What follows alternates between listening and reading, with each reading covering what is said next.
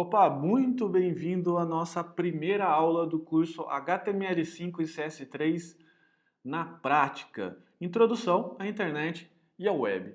E hoje, nessa aula, nós vamos dar uma pincelada no contexto histórico da internet para que você possa entender de onde as coisas vieram, aonde as coisas estão hoje e onde provavelmente as coisas estão caminhando dentro desse contexto de internet, ok? E a gente vai dar primeiro uma pincelada ou uma olhada melhor sobre a evolução da internet, de onde as coisas vieram, as coisas que eu quero dizer, a internet e a web.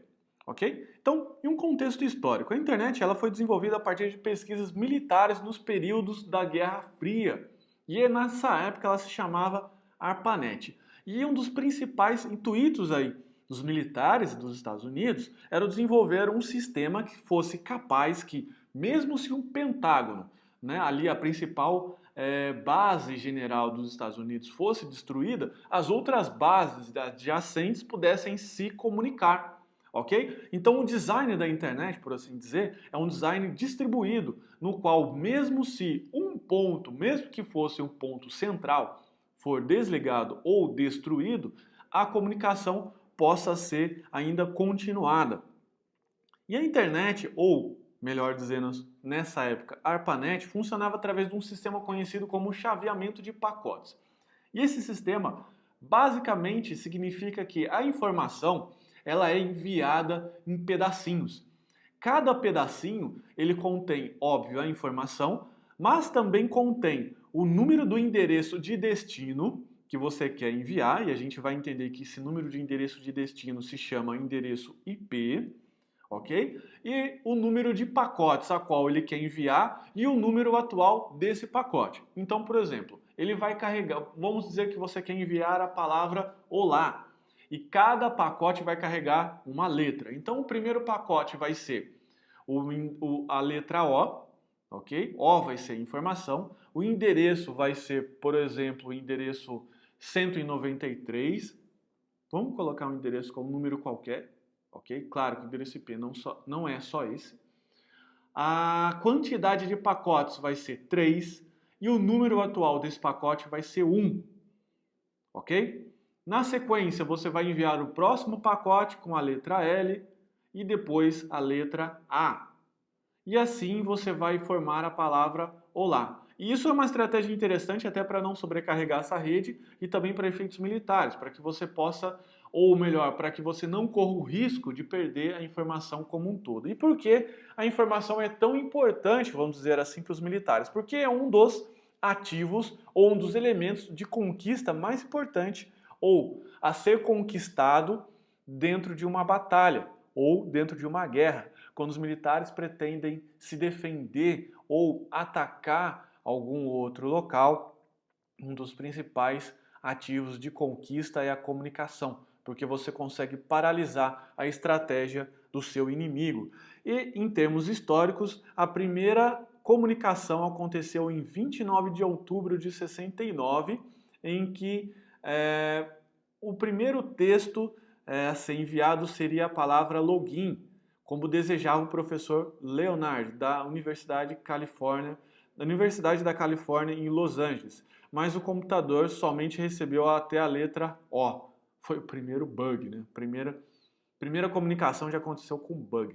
Graças a Deus o ataque inimigo nunca aconteceu, mas o Departamento de Defesa dos Estados Unidos não sabia que ele estava criando, dando início ao maior fenômeno da comunicação do século XX. O único meio de comunicação que em apenas 4 anos conseguia atingir cerca de 50 milhões de pessoas. E ali nos anos de 1970, ou melhor, na década de 70, as universidades e outras instituições de pesquisa que faziam trabalhos relativos à defesa tiveram permissões a se conectar à ARPANET em 1975, em que, inclusive nessa época, nessa situação, existiam aproximadamente 100 sites. Com o fim da Guerra Fria, por volta de 90, ali 1990, a rede foi aberta ao setor privado e nunca mais parou de crescer. E aqui, uma curiosidade, o físico inglês Tim Berners-Lee cientista da computação e professor do MIT, ele acreditava na invenção de algo que pudesse interligar a internet, porque a internet é como se fosse um cabo.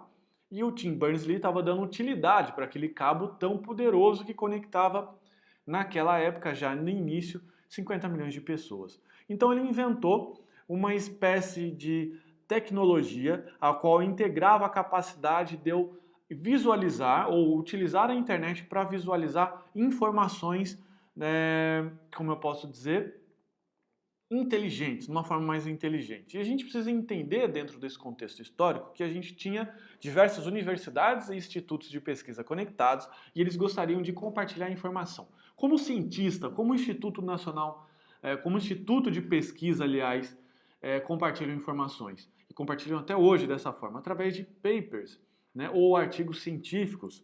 Esses artigos científicos eram compartilhados através de simpósios ou anais ou grandes encontros de cientistas, a qual o cientista a qual estava disposto a compartilhar aquela informação subia ao palco e dentro ali daquela reunião, vamos assim dizer, compartilhava todas as informações. E isso é um pouco demorado, é um pouco mais trabalhoso.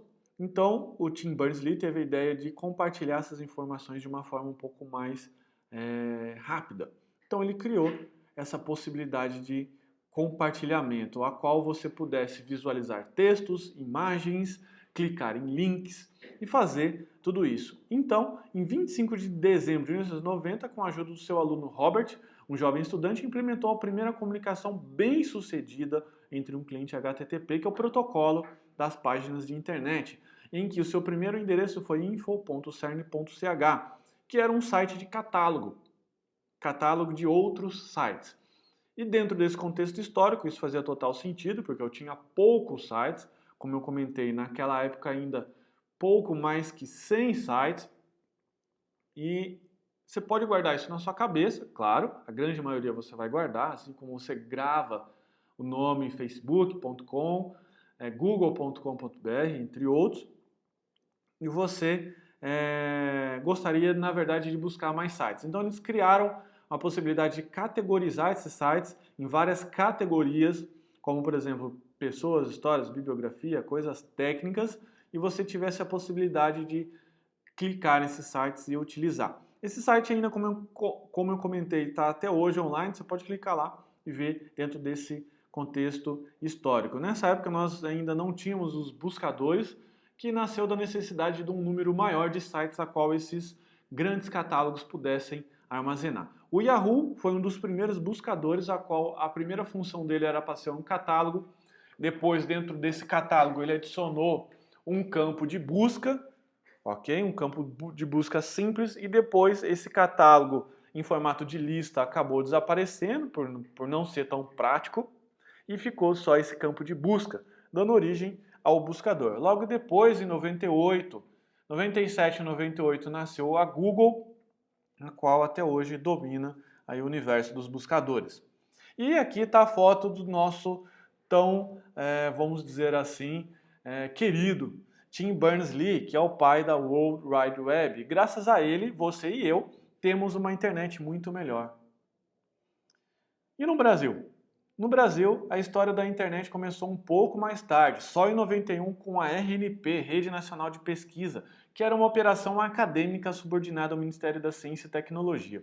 A RNP é hoje um dos principais backbones, e a gente vai ver o que significa backbone mais à frente, que envolve instituições e centros de pesquisa, como por exemplo FAPESP, FAPEP, FAMIG, entre outras, universidades, laboratórios, etc. Em 1999, no início aí da internet, da internet no Brasil, vamos assim dizer, a Embratel liberou no dia 20 de dezembro um serviço experimental a fim de conhecer melhor a internet. E somente em 95 foi possível, através daí do Ministério das Telecomunicações, Ciência e Tecnologia, a abertura ao setor privado, permitindo então a exploração comercial para a população brasileira. E eu lembro muito bem que eu estava nessa época, em 96, eu conheci a internet, conheci só vendo, não usei. existia aí na casa dos meus primos, existiam uns primos que eles eram, vamos dizer assim, bem de classe social, e eles tinham um computador. Nessa época eu não tinha ainda o computador, eu tinha um computador que ele não possibilitava conectar na internet, nem tinha telefone na minha casa. Esses meus primos vieram anunciar para mim, mostrar que eles estavam acessando um site chamado Universo Online, que era um site de notícias. E até hoje é um site de notícias, aliás. Eu só fui ter acesso a utilizar a internet na escola, na Univap, no CTE, que era uma escola, uma subunidade da Univap, Universidade do Vale do Paraíba, a qual lá na biblioteca tinha um computador que precisava ser agendado, o horário de utilização dele, que possibilitava você estar conectado à internet a velocidades de 30K, kbits por segundo. Nesse computador eu tinha acesso a uma ferramenta muito interessante chamado Alta Vista, que era um buscador, um dos primeiros buscadores aí também que era concorrente do Yahoo. Nessa época aí o Google ainda era um sistema de busca de livros na biblioteca de Stanford. No Brasil esse número de domínios foi crescendo, claro, como também continua crescendo, e é uma estatística em março de 2010 ele já atingia patamares aí de próximo a 2,5 milhões de domínios ou sites. E para a gente entender um pouquinho aí até efeitos históricos sobre a BBS, ele é um sistema precursor aí à web, ou World Wide Web, que foi inventado aí pelo, como você viu, Tim Berners-Lee, um físico inglês, trabalhava lá no MIT, em fevereiro de 1978, um dia que nevava muito. Claro, as boas invenções são criadas através de dificuldades, e existiam dois jovens estudantes, o Ward, que era o programador da IBM, que decidiu ligar para o colega, o Randy, que trabalhava também com hardware, para que ele ajudasse a ligar um computador S100, esse computador era da IBM, e uma linha telefônica. A ideia básica era permitir que outras pessoas pudessem acessar informativos, mesmo que não precisassem sair das suas casas por conta da neve. Foi então nessa época que foi criada a BBS, Bulletin Board System, que é um sistema de computador que permite que os usuários se conectem usando um programa de terminal. Ou famigerado, tela preta similar ao antigo DOS, usando uma linha telefônica. Lá dentro é possível fazer uploads, download de programas, ler notícias, trocar mensagens com outras pessoas e participar ali daquela grande rede social. E hoje nós que não utilizamos, eu não cheguei a utilizar esse sistema, nos consideramos muito espertos, né, ou modernos, por estar utilizando aí rede social. Mas isso já foi criado em 1978, somente e uma carinha um pouco antiga, vamos assim dizer, mas com o mesmo propósito, de disponibilizar notícias, entretenimento, recreação e até, naquela época já, a possibilidade de ver fotos, vamos dizer assim, um pouco mais picantes. E como a internet ela é distribuída? Bom, como eu comentei, a internet ela é distribuída através de um canal chamado backbone, ou espinha dorsal, que significa uma rede de dados muito veloz. É como se fosse um grande cano de água que ali passa uma quantidade gigantesca, incalculável de água, e dentro desse principal cano a gente vai derivando para canos menores até chegar nas nossas casas. Nesses canos, vamos assim dizer, falando de uma analogia a grosso modo, passa uma altíssima velocidade, um altíssimo fluxo de dados a uma altíssima velocidade. Esse RNP é chamado de RNP, ou esse backbone, aliás, é chamado de RNP, que é Rede Nacional de Pesquisa. E é interligado por N centros aí, situados aí em grandes estados, em grandes capitais, inclusive do Brasil, através de grandes velocidades. Atualmente, claro que isso está sendo aumentado ali a redes de 10 gigabits por segundo em vermelho.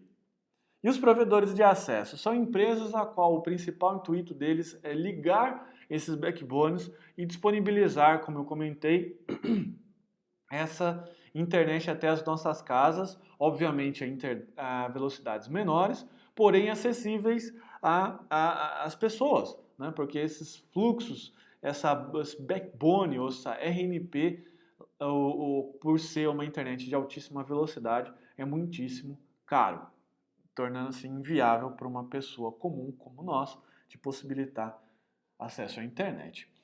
Homepage, site ou sítio, qual delas nós utilizamos? Bom, o termo site em inglês significa um local ou um lugar. Na internet significa um conjunto de páginas que representa uma pessoa, instituição ou empresa.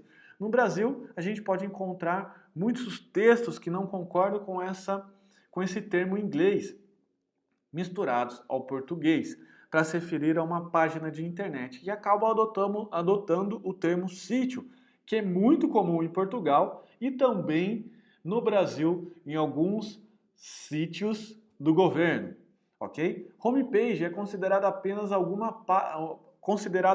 uma página inicial ou a página principal de um site. Logo, todo site tem uma homepage, que é composto por um conjunto de páginas internas, onde essas páginas internas são as páginas navegáveis, a qual eu vou clicando e vou vendo N detalhes por aí. Na internet, ou assim dizer, a web, nós temos o navegador, que é um dos principais elementos aí da peça-chave da estrutura do Tim Berners-Lee para que isso possa funcionar. E seu principal intuito é possibilitar a função de buscar um arquivo no servidor e tratar a formatação e apresentação do arquivo na tela. Cada página é um arquivo criado basicamente com a linguagem de formatação HTML. E aqui vale lembrar aquela máxima que HTML não é uma linguagem de programação, é uma linguagem de formatação, porque seria o equivalente a eu escrever uma página, por exemplo, no Word e ansiar por essa página ou querer que essa página mudasse de texto sem que eu digitasse novamente. Se você digitou ali, essa página fica estática. Isso significa formatação. O que liga aí o HTML. O que dá vida ao HTML é o JavaScript. Elementos como cores, tipos de letra, posicionamento de imagem, texto, entre outros, são elementos definidos dentro do HTML. E nos dias de hoje, os navegadores mais conhecidos são o Internet Explorer, Mozilla, Firefox, Google Chrome, Safari e o Opera. E o Mosaic? O Mosaic foi reconhecido por muitos como o primeiro navegador com imagens e foi o primeiro navegador a rodar no Windows, além do Unix, que abriu a internet para o público em geral. Foi desenvolvido por Mark Anderson no National Center of Supercomputer Applications a partir de 1992 e lançado em 93. Extinto em janeiro de 97. Por quê? Porque isso foi vendido, esse código ele foi incorporado à Netscape, a qual a Netscape depois logo foi, vamos dizer assim, fechada, se faliu ali com o boom da internet, ali na virada de 2000, e foi onde esse código foi doado a uma instituição sem fins lucrativos, chamado Mozilla, a qual depois criou o navegador Mozilla e depois criou uma versão um pouquinho mais moderna do Firefox. Então, se você usa hoje o Firefox, internamente ali ainda temos o Mosaic. DNS. DNS em inglês significa Domain Name System, que basicamente faz duas coisas. Primeiro, examinar e atualizar o banco de dados de domínio e segundo, converter os nomes de domínios em endereços de rede IP. Por quê? Porque os computadores não entendem ali, por exemplo, devsamurai.com.br, google.com.br, facebook.com, ele não entende isso. O que ele entende são endereços numéricos, ok? E para facilitar você decorar esses endereços numéricos, nós temos hoje um sistema qual ele traduz o que você digita lá no seu navegador.com ou .com.br, que seja, em endereços numéricos a qual o computador possa se conectar em outro computador, chamado de servidor. E o e-mail? O e-mail em inglês significa Electronic Mail, quer dizer correio eletrônico, que ele é utilizado ainda hoje e eu utilizo muito nas minhas campanhas de comunicação com os meus clientes, com os meus alunos e com os meus possíveis alunos também, a qual eles recebem mensagens de comunicação, informes, notícias e até muitas vezes vídeos que eu gravo por aí de uma forma gratuita. Internet em números aí só para a gente conseguir entender para onde que a internet está caminhando e a sua monstruosidade no bom sentido. 25% da população mundial acessa a internet, 1 trilhão de páginas indexadas pelo Google, 1 bilhão de pessoas no Facebook todos os dias e a cada 1 minuto, 24 horas de vídeo no YouTube é carregado. A cada 1 segundo, um novo blog é criado, ok? E aí, temos aí também, para fechar, um exercício prático. E qual é o exercício prático que eu vou pedir para que você faça? Esse exercício prático consiste em utilizar o Word para redigir, ou se você já tiver, inclusive, um currículo, pode utilizar esse currículo, não precisa redigi-lo de novo. É só para a gente ter um modelo para que a gente possa utilizar na próxima aula, aula 2, no nosso exercício.